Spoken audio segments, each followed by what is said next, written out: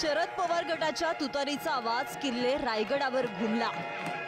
तुतारी वाजवणारा माणूस या चिन्हाचं शरद पवारांच्या हस्ते अनावरण करण्यात आलं। छत्रपती शिवाजी महाराजांना तुतारी चिन्ह अर्पण करत लोकसभेचं रणशिंग फुंकलंय।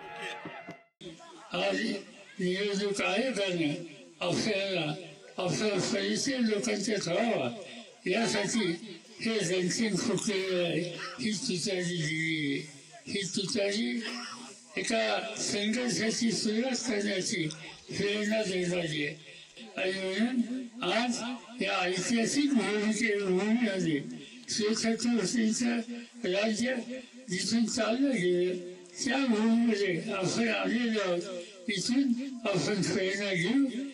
आज जे चिन्ह आपल्या हातात आहे ते चिन्ह मराठी मुलकामध्ये सगळ्यात लोकप्रिय चिन्ह होणार आहे। ही काळ्या दगडावरची रेघ।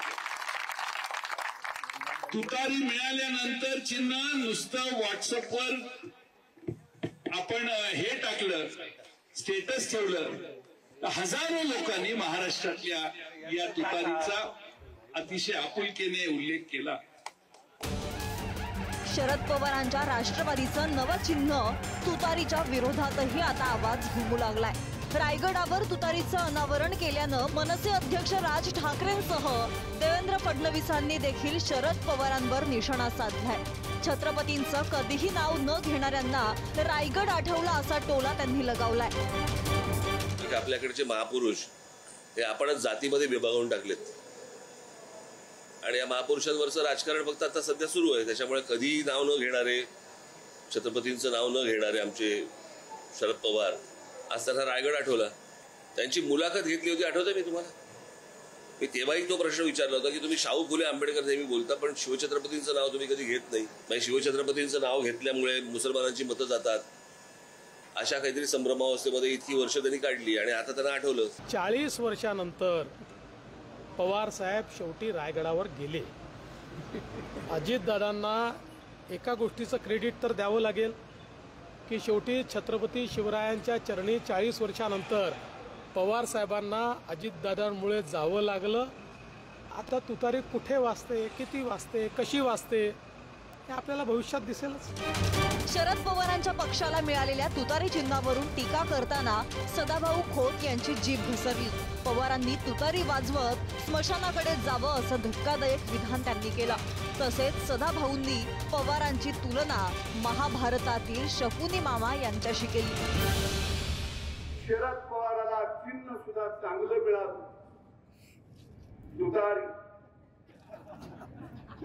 तुतारी 2 वेळा वाजवली जाते। एक लक्ष्मीच्या पावलानं नवरी यायला लागली आणि नवऱ्याला हळद लागली की तुतारी वाजते, आणि दुसरं पावल स्मशानभूमीकडे जाताना तुतारी वाजते। हे शेवटची घटना आहे। मी तुम्हाला सांगतो महाराष्ट्रामध्ये गोंधळ चाललाय। हे कोण गोंधळ घालतंय? मी काही सांगतो, त्याच्या मागे पवारच आहे। महाभारतातला शकुनी मामा आणि कलियुगातला शकुनी मामा कोण असेल तर त्याचं नाव शरद पवार आहे। हा शकुनी मामाचा देवेंद्र फडणवीसला घेरायचं चाललंय। अरे देवेंद्र फडणवीस एकटा नाही।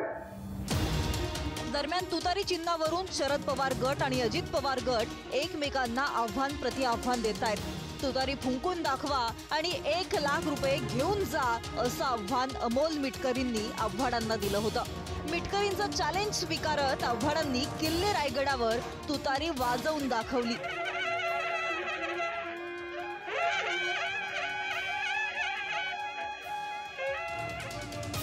मात्र यावर मिटकरींनी शंका उपस्थित करत आव्हाडांना पत्रकारांसमोर तुतारी वाजवण्याचं आव्हान दिलंय। पण आता आव्हाडांना आव्हान देताना अमोल मिटकरी धनादेशात मोठी चूक करतात।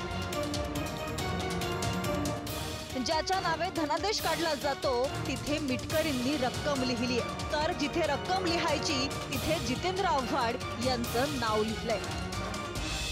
आव्हाडांचं पोट पुढे आलेलं आहे। मागचे तुतारी वादक तुतारी वाजवून राहिले।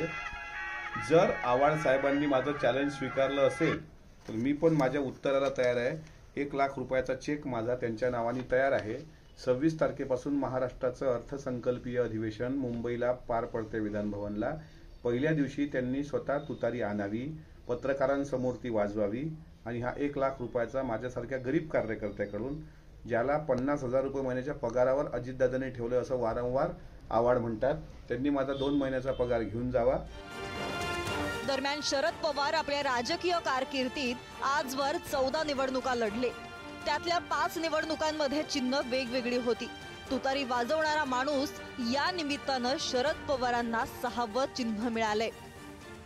शरद पवारांनी 1967 मध्ये आपली पहिली निवडणूक बैलजोडी या चिन्हावर लढवली.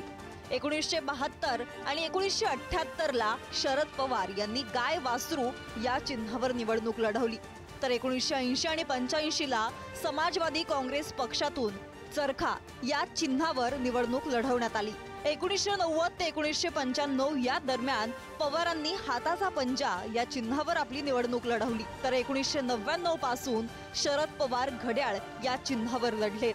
तर आता 2024 मध्ये शरद पवार हे तुतारीवाला माणूस या चिन्हावर आपली आगामी निवडणूक लढवणार आहेत.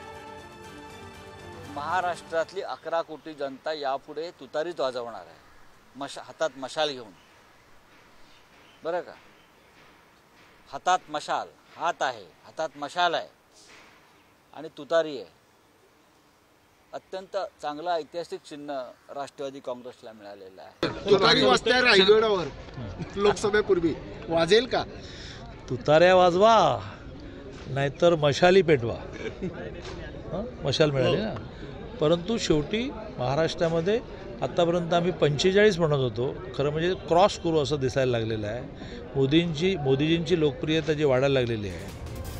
पक्षचिन्ह कोणतंही असो, शरद पवार जिंकतात असा इतिहास राहिलाय.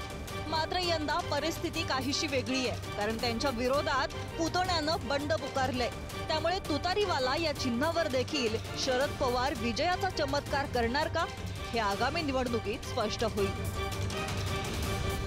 ओमकार वाबळेसह सूरज बोरावके, पुढारी न्यूज.